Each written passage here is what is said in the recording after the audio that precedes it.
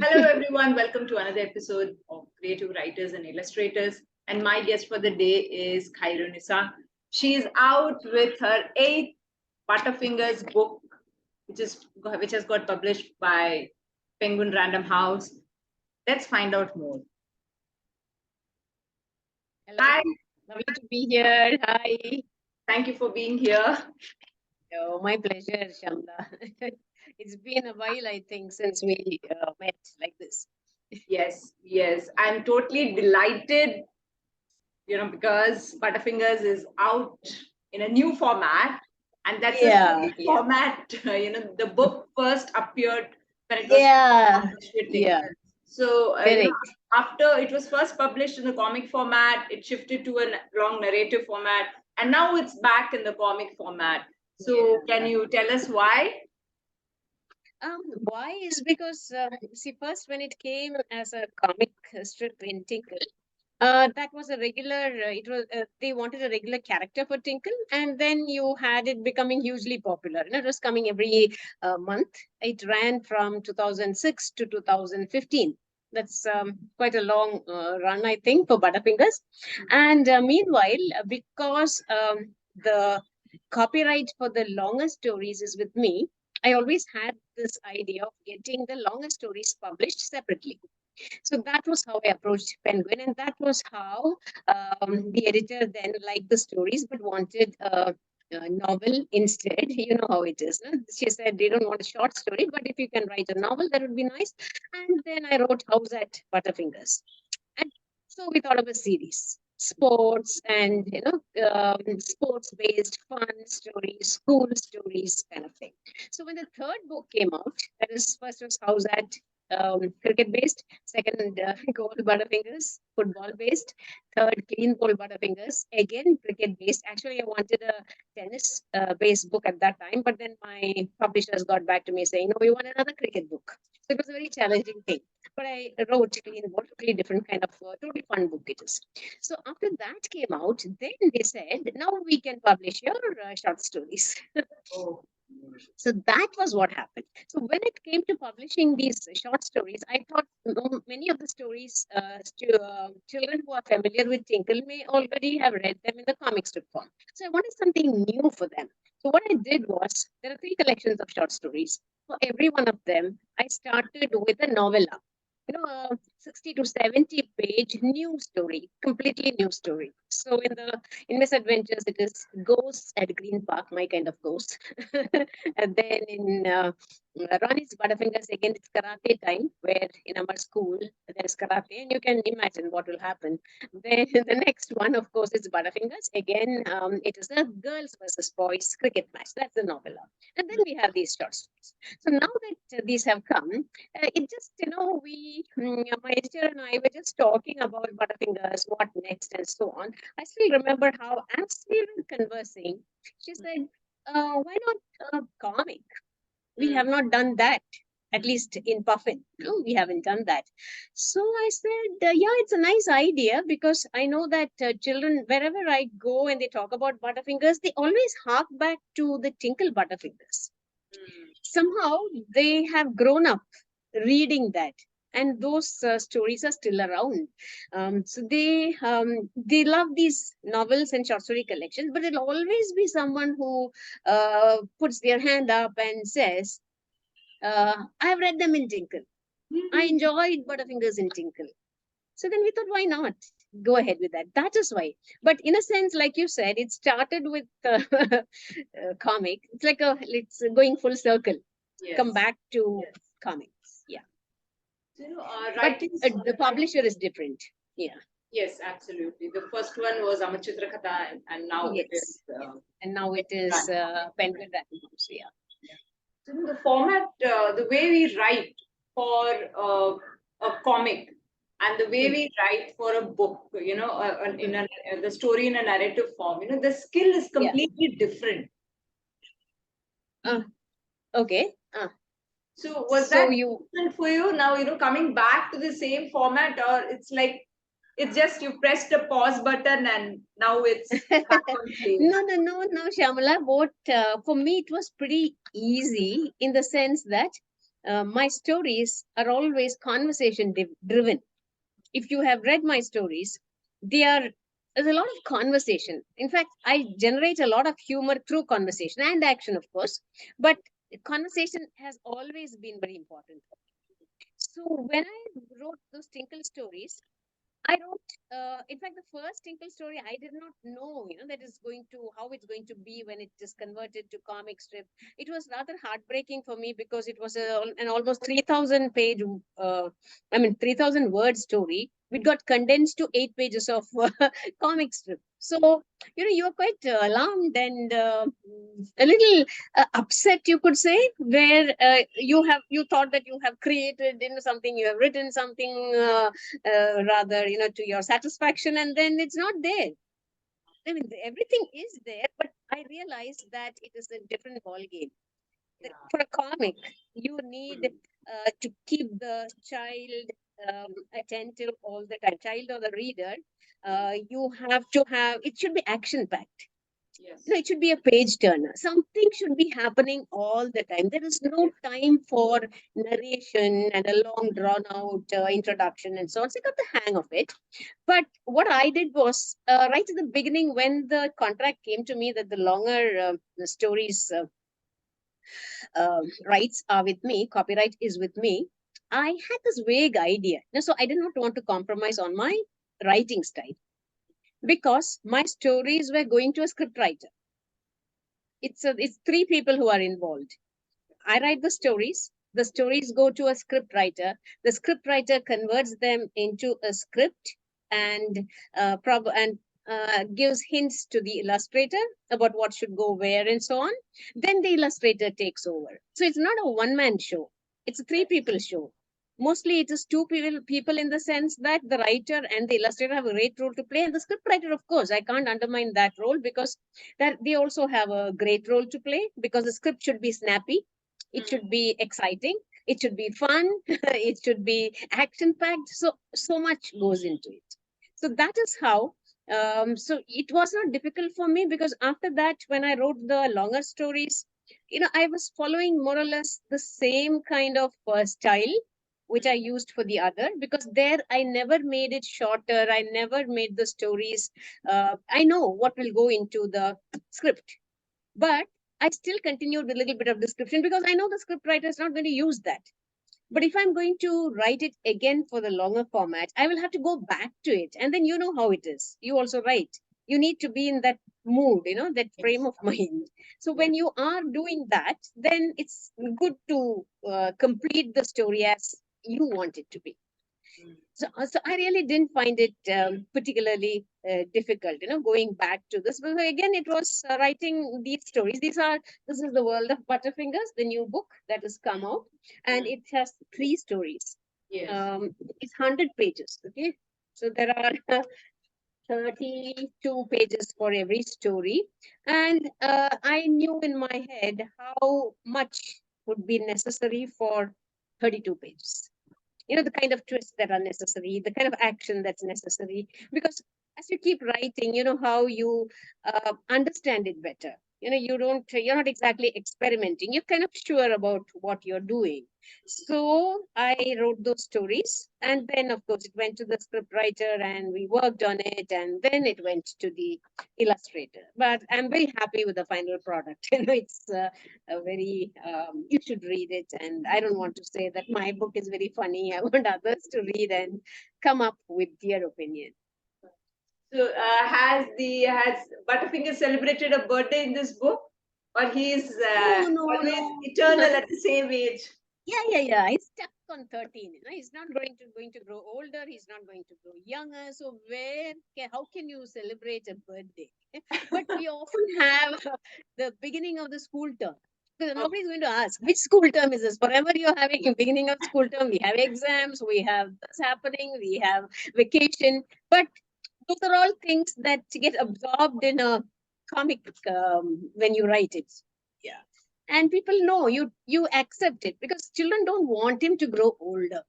I have asked this at interactive sessions, and almost everyone is unanimous. I mean, it's a unanimous shout that comes, keep him at 13.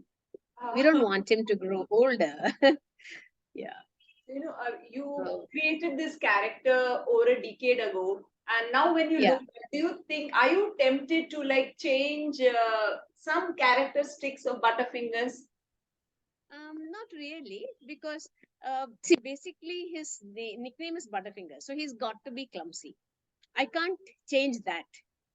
I can always write a story where he tries to be, not butterfingered, tries to be not to be clumsy, tries to mend his ways.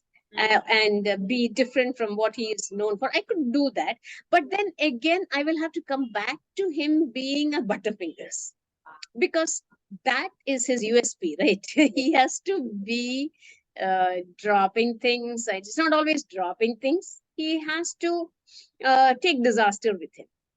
That's what he does, but in a very nice way, very amicable way, very lovable way. Even when he destroys, even if you're exasperated, you don't go beyond that. You may get angry. The principal is forever driven up the wall, but there are so many other nice things he does, which kind of balances it all out. Yeah. So one of the stories in this book has Butterfingers and the principal are running a marathon. Can you share a bit? Any teasers as to what it's all about? Without giving away the without giving, I know, because for me, that's my personal favorite there. That is because I wanted to bring the principal in this. So the first story is a mystery story where Amar and his friends, two or three of them, it starts at the school, it starts in the classroom, but ends somewhere else. So you have him and his friends having they're solving a mystery. The second is actually an adventure in Texas, where it's only Butterfingers and his family, and it's totally different. So for me, Butterfingers also means Green Park School, his principal. A lot of children love the principal. There are principals who love the principal. I know about a principal who told me that he has misadventures of Butterfingers. He says he keeps it in his car and he keeps reading it occasionally because he is happy that there are others like him.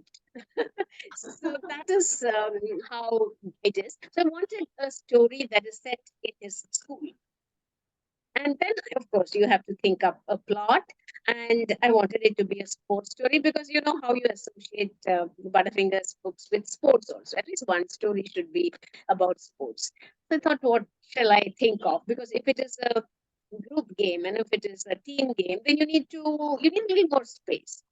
Then I came up with this idea of having a marathon, and it's a unique marathon. It's a half marathon. All right, new rules. It's already called a marathon, but you don't run the whole distance of a marathon. It's called a half marathon, where also there is some more, softening of the distance, reducing the distance. And I thought, why not have the principal running half the race and a student running half the race? Oh, wow. It is that kind. Yeah, it is because it is to do with the anniversary of a very famous marathon runner called Abhijeet Bikila. And the Bikila Foundation has come up with this because they think, principals, children, they should all be fit people. So they must run marathons. And huge prize money is there. So some schools are selected for this. And the principal has to run half. So that is the rule that they have. You can't have principals running the whole distance. You have half run by the principal and half run by the student. And of course, as always, the school encounters a financial crisis. They need money, and that is why the principal is forced to accept this invitation to participate in this marathon. And you know how it will be when Amar is running half of it and the principal is running half of it. But I don't want to tell you anything more because a lot of the fun is when they are running. Okay. Yeah. Let's not. So I think I will leave it at that. Yes. Yeah. So when you think of the principal running a marathon with Butterfingers, that itself kind of creates an anticipation as to what's going to happen next. So that's right. Book, Butterfingers is off to Texas. Anything about that? Yeah. That's his first international adventure? First international adventure. That's also because it was my second international adventure. I have never been abroad till 2018 when we went to the US for my daughter-in-law's graduation. And that also resulted in a book for adults, Chuckle Merry Spin, us in the US. It was a fun travel on. Then last year we went, and then it's my son and my daughter-in-law were earlier in Wisconsin, and he was in Wisconsin, she was in New York. But now both have moved to Dallas, and they have a little baby. So the baby was turning 1 last year, and we went to the US, but this time to the south, to Texas, to Dallas. And when we went there, because my son knows how we love the outdoors, how we love parks, how we love museums, and he sees to it that we go there. And when we visited a park, something happened to me. And that is the trigger, you could say. That is the pivotal incident for me. And then that's not enough. You know how it is. One incident is not enough. You have to build the whole story around it. So then I had to imagine and think of how it could have started and so on. But the incident in the park outside, where you have the Butterfingers reading storyboards that are there, and then suddenly finding himself lost, and then something happening, that happened to me. So that is something very personal, but I, of course, very happily transferred it all to Butterfingers. Abhijeet Kini, the illustrator, has been part of this book right from the beginning. Right from the beginning. It's a long journey. So it's a very long journey. How has the collaboration been over the years? Have you all reached a stage where he suggests some ideas, or he's perfectly executing your ideas into illustrations? He mostly does what he has this instinctive understanding of Butterfingers. See, right at the beginning in Tinkle, when Butterfingers was going to appear as a regular serial, Luis Fernandez, he was the associate editor at that time, who had asked me whether he asked me to create a character. Because I was writing, I was writing for Tinkle on and off. And then I said, Butterfingers was my first story, and I had a soft corner for Butterfingers. So I asked him whether I can bring back Butterfingers. So he said he was not there when I wrote that story. He asked me to send the story. I sent it to him. And in the first story, Butterfingers' name was Mukesh. We thought we will change the name to a more snappy name, and I gave my son's name Amar as the name of Butterfingers, because my son otherwise wouldn't let me use his name. So then somehow I kind of twisted his arm a little and managed it. But so then after that, he said, I'm asking an artist to draw Butterfingers, and he sent me what he had drawn. And I saw a very endearing boy, just the kind of boy I had in my head when I was thinking of Butterfingers, with one difference.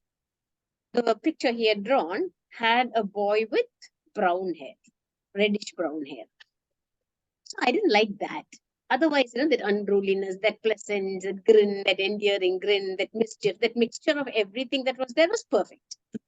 So then I wrote to Louis saying, it's perfect. I like this sketch extremely. It's really good, but I would like you to change the color of his hair, because my Butterfingers is Indian. I want him to have black hair. So he said, all right. And then he appeared with black hair. And over a period of time, Abhijeet and I became friends. So one day when I went to Bombay and Mumbai, I met him, and then he was talking to me, and he said, you know what, they changed something. I told him how much I like Butterfingers. He said, yeah, but then, they changed something. It was Luis Fernandez changed something. I said, what did he change? He said, he changed the color of his hair. I wanted him to have brown hair, but he said he wanted black hair. So then, in a very small voice, I told him, look, Abhijeet, that was not Louis. Don't blame him.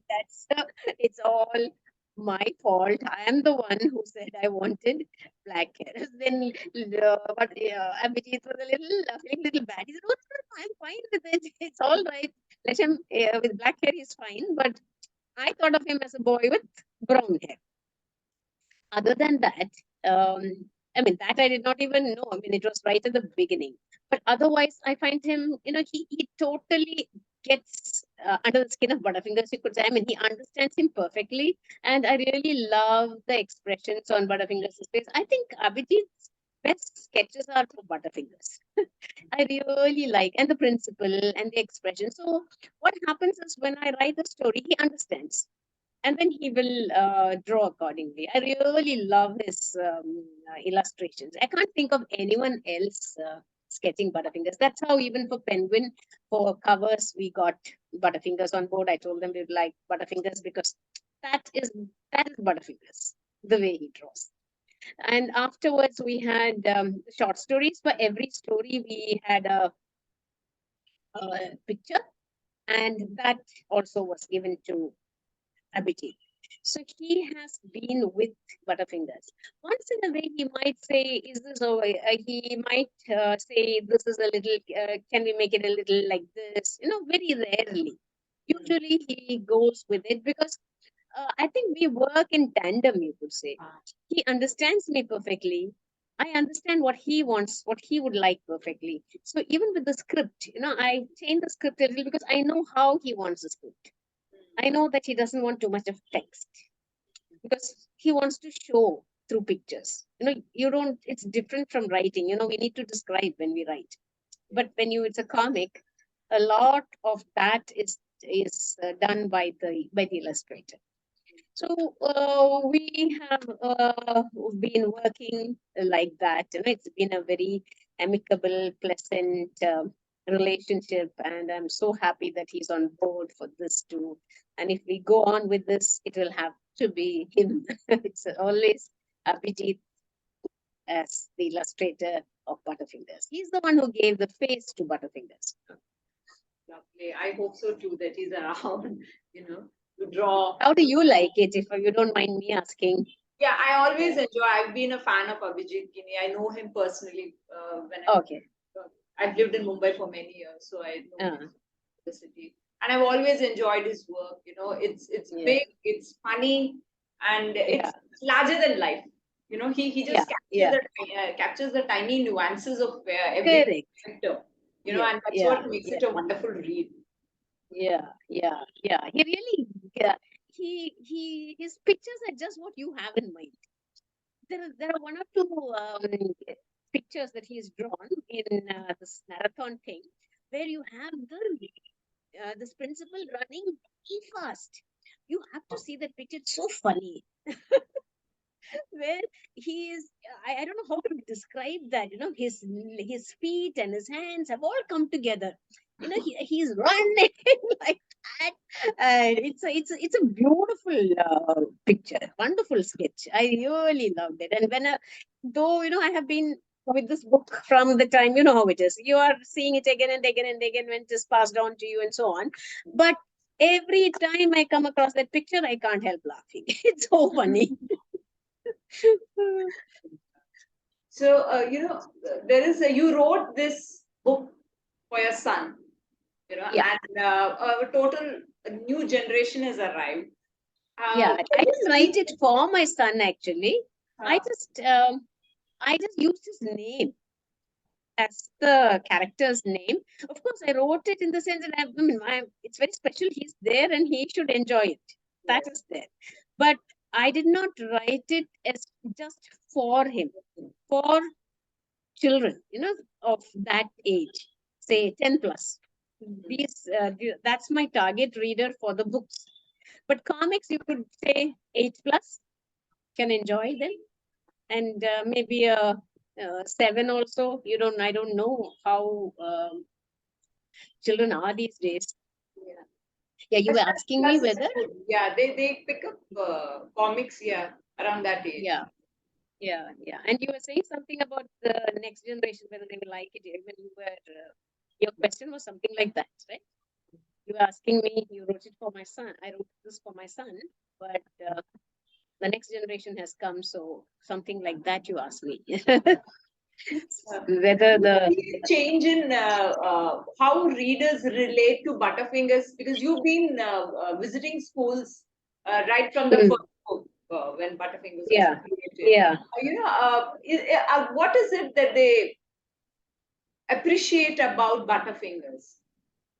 What from has the beginning to the latest book? From the beginning, from the beginning to the latest, what I find is, what I'm happy about is, what is heartening for me is that even now the present generation, the younger, the school going ones, they like Butterfingers.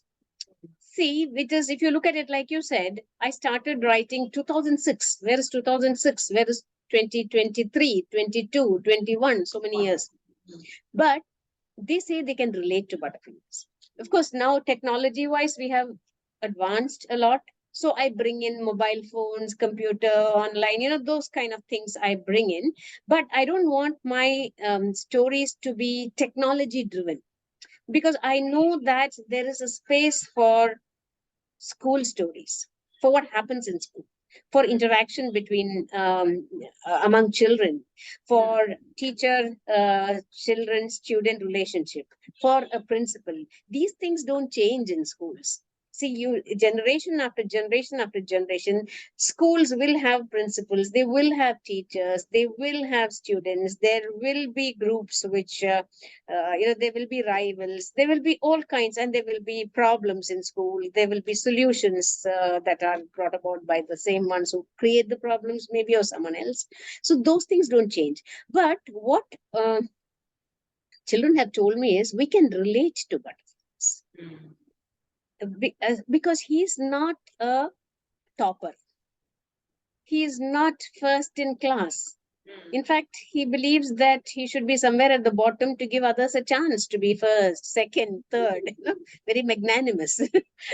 So children are happy that here there is a boy who is like them, who gets into trouble, who is not an achiever in that sense, but who wants to help, who involves himself in everything, who has got friends who back him. So those kind, and also he loves games. Children love sports. They love to be in, they love to play sports, they love to be on the playground. So those kind of things. And I try to bring in issues which I don't know how many people actually notice. See, my love for the environment, my love for games. If you look at my books, there isn't much evil in my books. I don't have those villains. I don't have that kind of people. So I try to spin stories from ordinary things, day to day things, but make it interesting. Then I have what happens at home, which also children can relate to.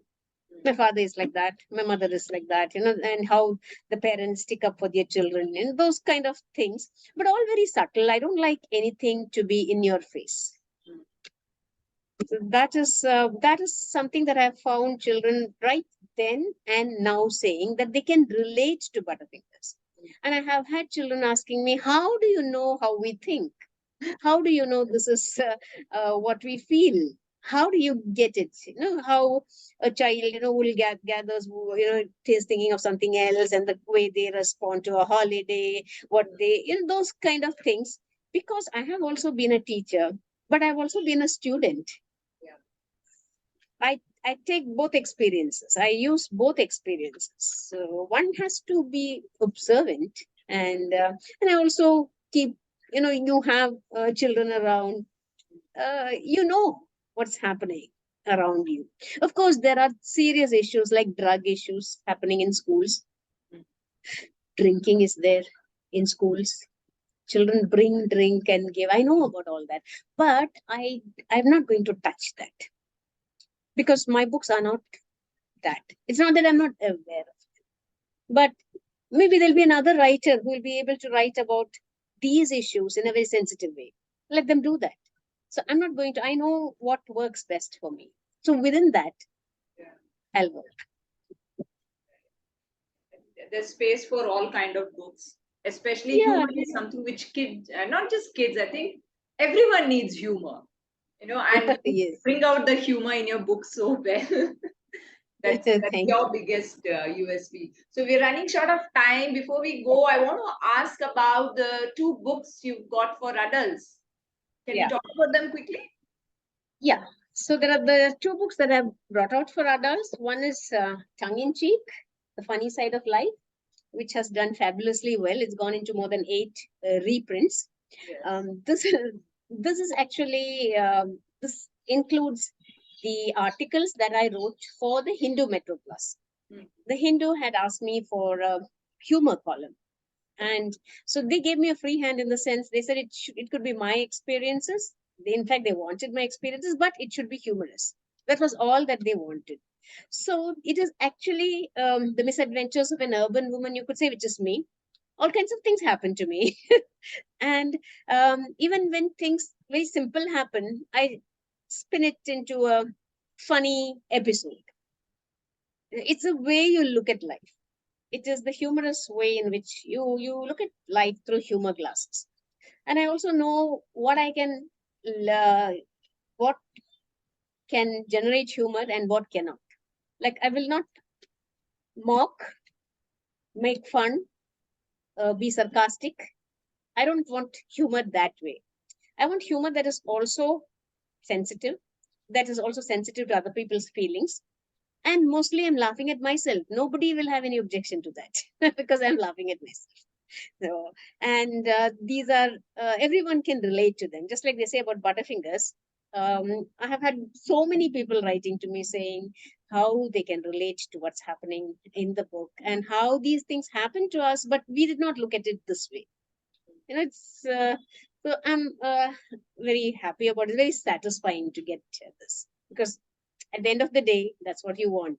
You want readers to say they liked your book and give you reasons which make you happy. Yeah. So that is the first one. The second, as I told you earlier, it is Chuckle Merry Spin, us in the US. That is us running towards a plane. So if you look at the cover itself, you know that it is a fun travelogue. We were in the US for 40 days, and we were going to the US for the first time. We didn't have passports. So nobody could believe that we couldn't have passports. Everybody is going everywhere. How can you not have passports? How can you not have gone abroad? So that was corrected when we went to the US. But the book starts with us getting our visas, and how we are looking at everything, the travel through, what can you say, a new person who is doing something for the first time, looking at it with new eyes, wonderstruck eyes. At the same time, looking at the humor in everything, looking at how funny some things can be. And often it is a question of what is happening in the US, what's happening in India. I make these comparisons, but without hurting either. It's that kind of a book. That's what I think. And and since adventures happen to us, I thought, and 40 days we were there, I thought it would make an interesting, fun travelogue. That's how, when I approached Westland's publisher, Kartika, with this proposal, she said, why not? It sounds very interesting. It'll be a fun travelogue. And that's how this was. So these are the two books for adults. Wonderful, Khairu. So much. Thank you so much for your valuable Thank you. time. And I'm hoping all these three books do very, very well. And you write many more books of Butterfingers. Thank you so much. Thank you. Thank you so much, Shamla. Lovely speaking with you. Thank you for inviting me. And it's really great being here with you for some time. Bye.